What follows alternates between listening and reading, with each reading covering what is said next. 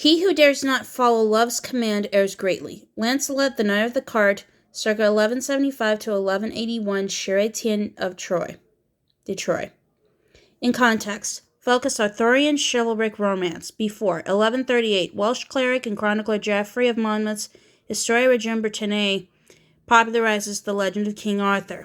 12th century, the old French poem Tristan of Thomas of Britain tells the legend of the Knight of the Round Table, Tristan, and his lover Isolde.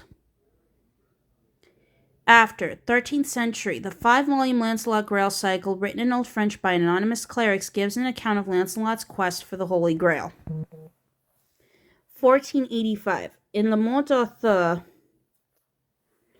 English writer Sir Thomas Malory reinterprets the traditional Arthurian legends. The tradition of epic poetry, which had its roots in Homer and Virgil, lived on throughout the Middle Ages in the form of chansons de geste, songs of heroic deeds written and performed by the troubadours of southern France and their peers in other Mediterranean countries. These medieval epics conformed to the genre by telling tales of valiant acts in the battles of classical antiquity, or the wars against the Saracens and Moors.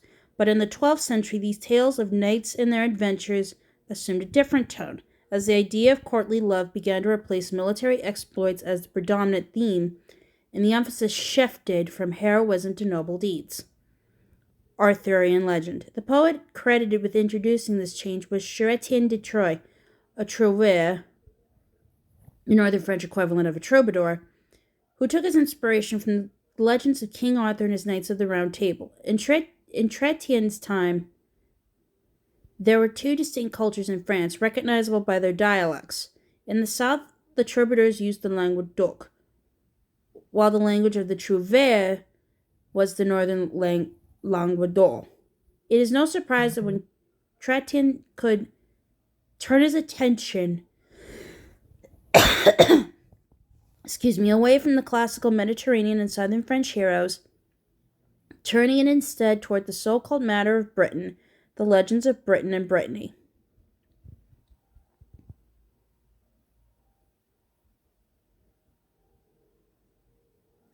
Love conquers all. In addition to introducing the Arthurian legends to a French audience, Chrétien interpreted the idea of the chivalric romance. In the tale of Lancelot, the Knight of the Cart, he focused on a hitherto lesser-known character whose quest was largely romantic in nature, and who demonstrated his nobility by defending the honor of Queen Guinevere. Lancelot's mission is to rescue Guinevere from the evil clutches of Meleagant, and he embarks on a series of adventures. These inevitably involve fights with Meleagant, in which he eventually emerges victorious, but they also involve his wooing of Guinevere. However, not everything goes his way. A series of misunderstandings and deceit means that Guinevere blows hot and cold along the way, and Lancelot suffers the indignity of being made to ride in a common cart, normally used to transport convicts, and at one point ends up a prisoner himself. But in the end, he and his love are triumphant, and both Guinevere's honor and Lancelot's nobility survive intact. An age of chivalry. Chrétien's innovative approach to epic poetry chimed with the mood of the time, and although the old chansons de geste as remained popular with readers, poets across Europe adopted the new style, often on the themes of Arthurian legends. Many chose to tell stories of lovers such as Lancelot and Guinevere or Tristan and Isolde. Others took up the story of the noble quest for the Holy Grail.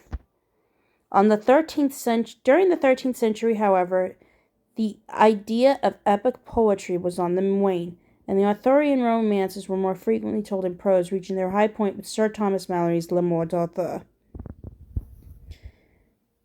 The genre of Arthurian chivalric romance fell out of favor with the arrival of the Renaissance period. The portrayal of noble knights, damsels in distress, and mannered courtly love had already become a familiar cliché by the time Miguel Cervantes wrote his Don Quixote in 1605.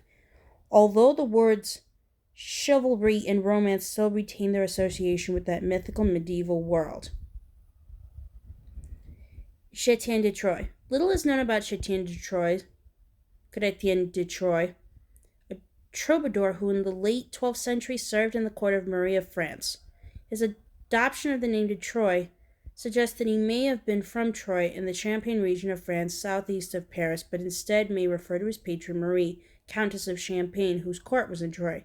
His poems, which date from the period 1160 to 1180, Chrétien's major suggest that he was a minor member of the clergy. Chrétien's major works were the foreign romances he wrote in Arthurian stories, and he is credited with introducing into the tales the new idea of courtly love.